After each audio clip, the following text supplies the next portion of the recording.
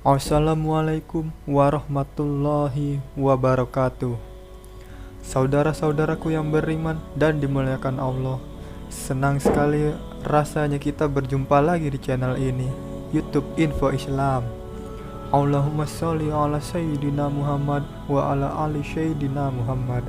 Bagi Anda yang telah subscribe dan menonton video ini, saya doakan semoga selalu dilancarkan rezeki beserta usahanya oleh Allah dan mendapat kebahagiaan dunia dan akhirat.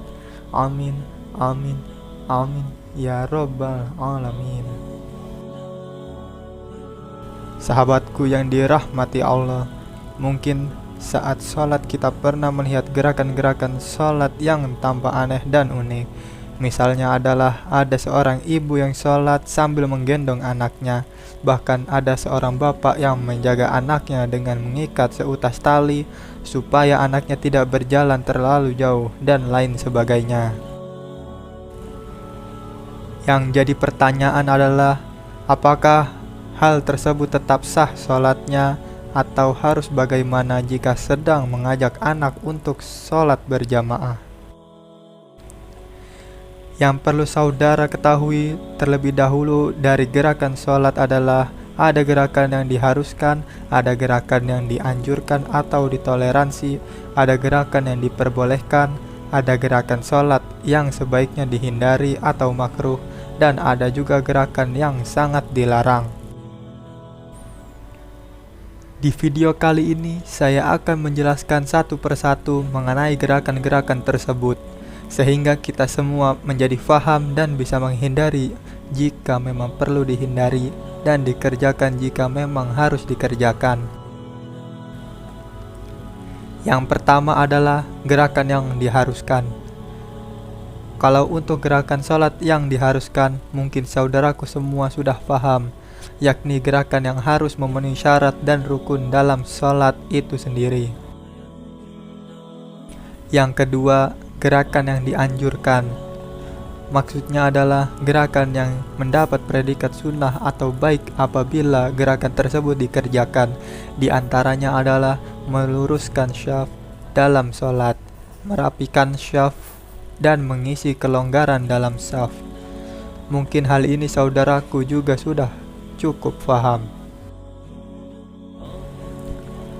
Yang ketiga, gerakan sholat yang diperbolehkan atau ditoleransi. Gerakan sholat yang diperbolehkan maksudnya adalah gerakan tubuh kita saat sholat karena ada keperluan, dan salah satu contohnya yakni mengerjakan sholat sambil menggendong bayi. Kenapa hal tersebut masih diperbolehkan dan sholatnya juga masih tetap sah? Dalam sebuah hadis riwayat Imam Al-Bukhari dijelaskan bahwa Nabi SAW pernah sholat sambil menggendong Umamah binti Zainab, cucu perempuan Nabi. Saat beliau berdiri, digendonglah cucu tersebut, dan pada saat sujud, ditaruhlah cucu Nabi tersebut. Jadi hal yang semacam ini masih diperbolehkan karena Nabi pernah mengerjakan saat sholat dan sholatnya insya Allah tetap sah. Lalu yang keempat, gerakan yang sebaiknya dihindari atau makruh jika dikerjakan. Maksudnya yaitu gerakan dalam sholat meski sedikit tapi tidak ada keperluan. Di antaranya melihat jam tangan, mengorek telinga, memasukkan jari ke dalam hidung, menganut jenggot, melirik HP yang sedang ada di bawah, dan gerakan-gerakan lain yang meskipun ringan, namun jika dikerjakan secara berulang-ulang akan membuat pahala sholat kita menjadi berkurang. Dikarenakan tidak ada keperluan yang mengharuskan untuk melakukan gerakan tersebut, selagi masih bisa untuk ditunda.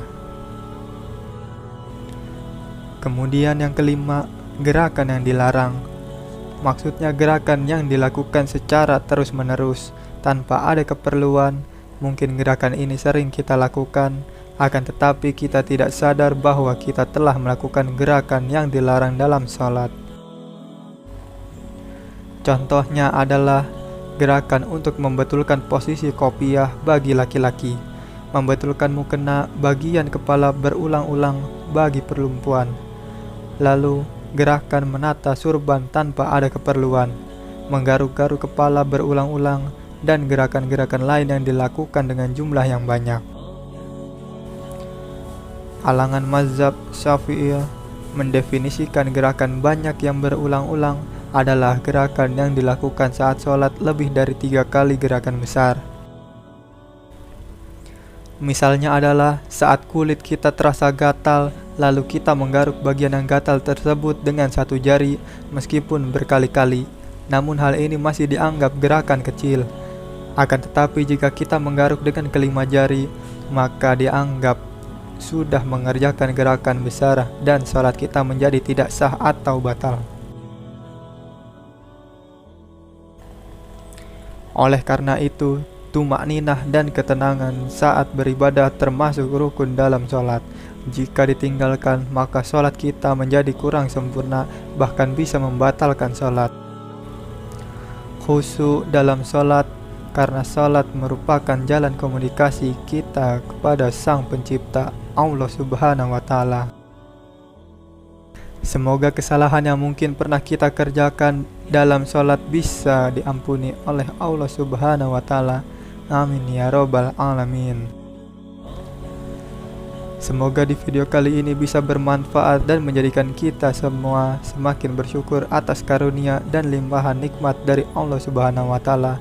Assalamualaikum warahmatullahi wabarakatuh.